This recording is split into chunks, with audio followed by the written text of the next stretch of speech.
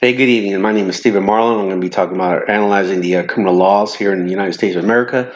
I'm going to start off with there's three categories, three elements pretty much that we're going to look at. We're going to look at the police, which bring in the criminals, the courts, which they need the criminals, and it, excuse me, the corrections or the courts send the criminals if convicted and if found guilty. All right. First of all, many years, police officers have been very criticized of what their actions taken and how a lot of force have been using.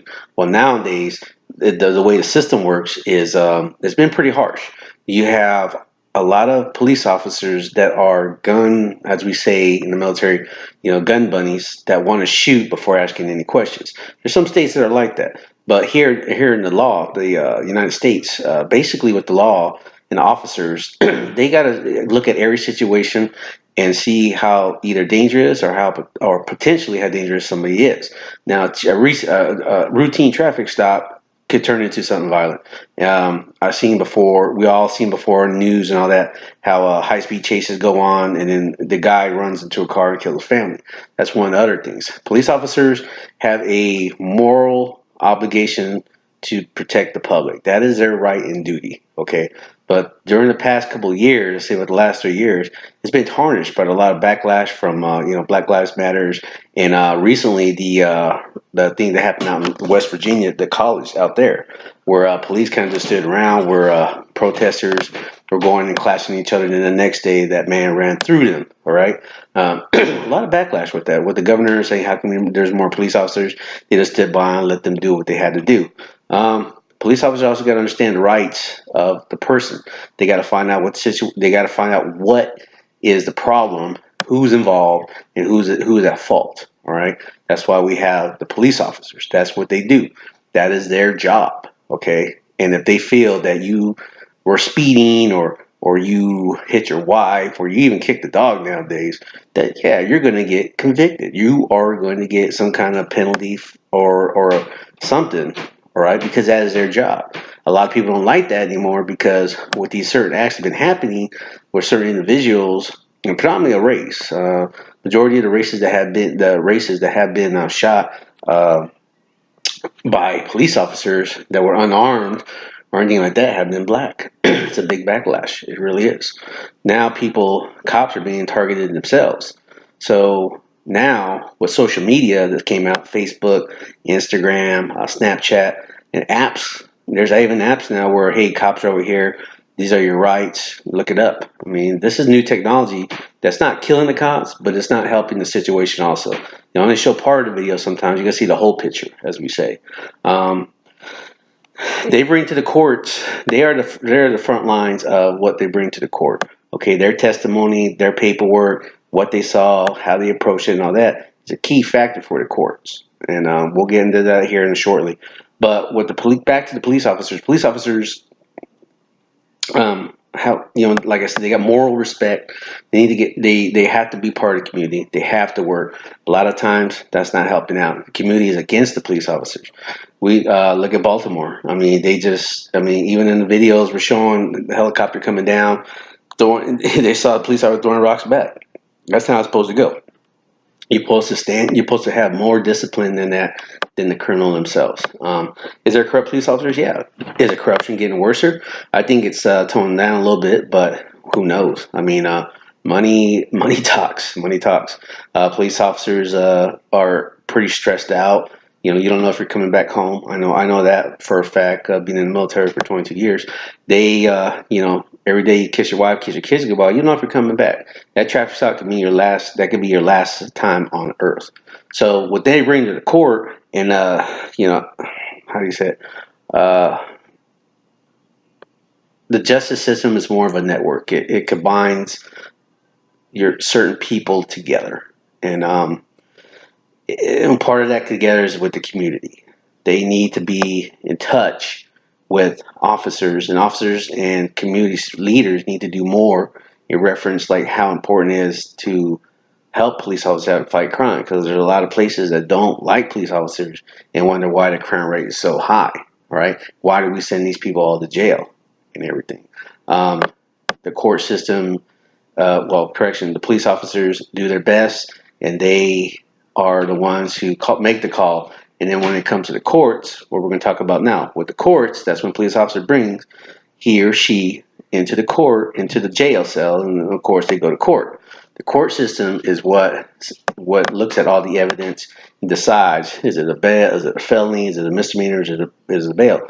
But there's all laws, certain laws, like in each state, that are different. For instance, like if you're smoking marijuana now, like in Denver, as long as you have a legal document saying you're medical marijuana, you're good. If not, of course you're gonna get a misdemeanor. Of course you're gonna get a fine. It's gonna be on your record. But just pretend that some judges don't have it around. The court system, the law, the general law itself was pretty much established years ago, and it's always been noted that it was always for minorities. Back in the late 1800s or so, when slave owners used to own slaves and hang them, they were never by the court. They were never they were never convicted. But if a black man or a different minority or someone, predominantly black at that time, would do something wrong to a white person at that time, they were pretty much actually put in jail for life. And during the times in the 1920s, the 30s, the 40s, the 50s, it's kind of the same way. If you look in the courts, they have to be equal when it comes to either going up to a jury trial, and they have to be very fair now. Back then, they weren't fair. There's a couple of incidents where, the jury was all white and the defendants were all black. Well, not anymore. The defendant, not anymore, because that wasn't in favor of the defendants. It was a really mess. And we could kind of continue this in 2000, going to 2018, but we're really not engaging in it that much. Well, because there's a lot of, there's a lot of backlash with the courts. It's just, for instance, like a white man raped a woman, he gets 5 years. If a black man, a Hispanic, or another a race does it, then they get like 10 to 15 years to life. And of course, like California, 3 strikes you're out. We are filling up the correction facilities and the jails, and that just costs more money for the taxpayers. Courts got to realize they got to set the standard and set a tone where it's like you have a good prosecutor, somebody defending them. All right, some of these trial defense lawyers are no good.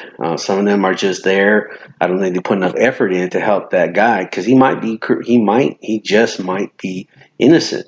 And if he does his job right, that's great. I mean, a lot of these guys and a lot of these males and females can't afford these big top lawyers like the OJ lawyers, the Dream Team. They can't do that. And the other defense team, they want to put this person in jail. Evidence is very key. Evidence is very key.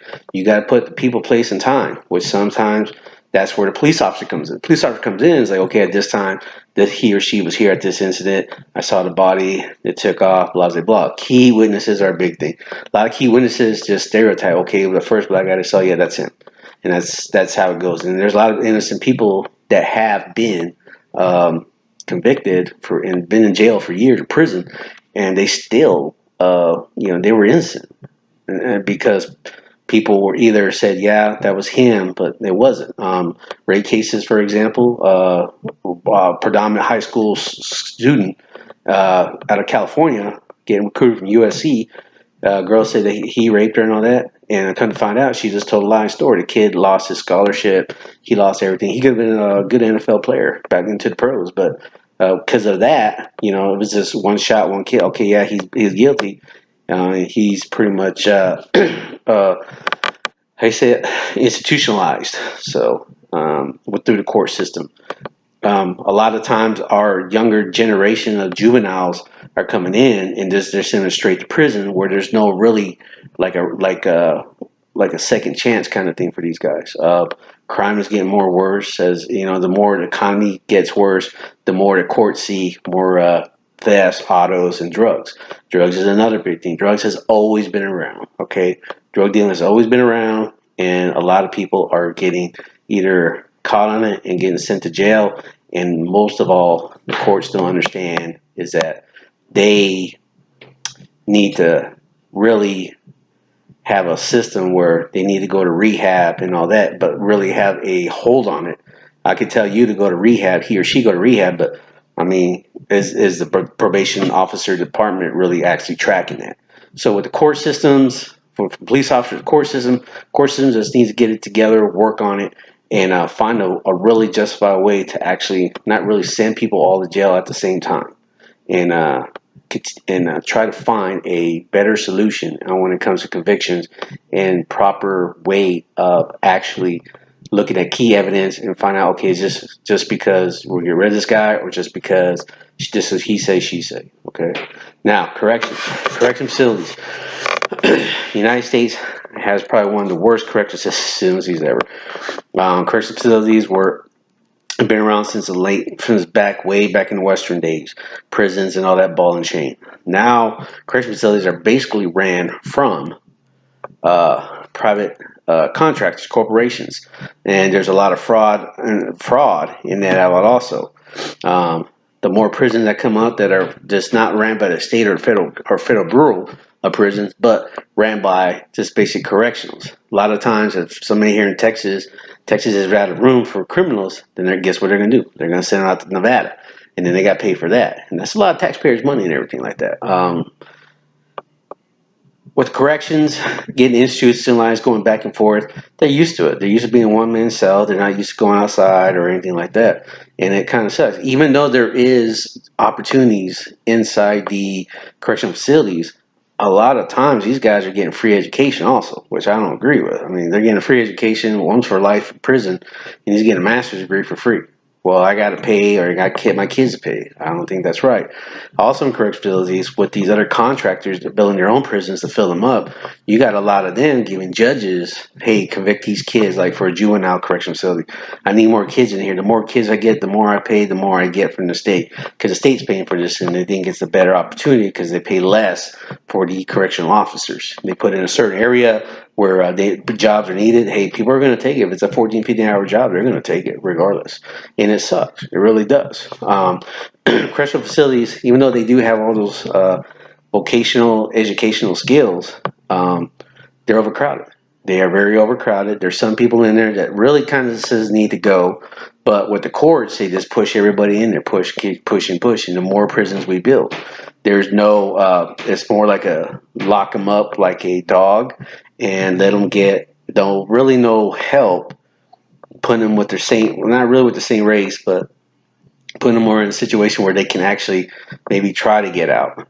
They won't. Their cases won't be seen for maybe 2 or 3 years or so. By then, they might have committed another murder inside there. They might have did something else, right, to just add on to their time. The corrections facilities vary in some ways. You have your supermaxes, where like your big time killers, your big time crime bosses go in.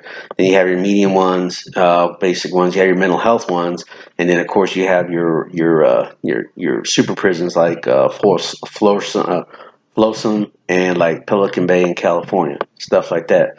Gangs run in there. You can't run from it, and that's a lot of things. And there in the prisons, they either you're with the blacks, or you're with the whites, or you're with the orange, or you're with the aliens. That's it, point blank. And that has to be stopped too. But in order to stop that, I think that on the correction side, these guards have a tough task, and they need to get paid and be well trained just a little bit more. You got some instances where guards just throw people around, even in the jail cells. They toss them around, tase people. I just saw one video where they just tase a female. There needs to be more training in more different kind of situations where instead of just using and when there's a time you need to use a stun gun and all the other stuff, and there's a time you need to use your baton if they have one also, or in the spray. I think that us as a society, it's getting bad. It's getting worse. I see more minorities than ever going into prison systems and not have an opportunity to live life. And yet that might be on them. You do the crime, do the time, it's always told me. But doing with that aspect, I mean, what are we going to expect later on in the future? You know, we have to teach kids and have more programs out there to stop this, to go into the poor communities and work harder on those areas, because that's where most majority of the crime is going to be. Majority of crime is going to be in the drug communities. You got to push more efforts. Get a stronger DARE program than what it is now. Get a sports going on. Sports is a big thing, all right? We need to stop. We need to get to this situation The police officers don't have to be beating up people or pulling people over for stupid stuff. The court system just keep throwing people in jail like 3 or 5 months and more taxpayers' money. And the correctional is getting overshot and overkilled with more than they can handle. That is my conclusion. This is Stephen Marlin from Grantham University. Thank you very much.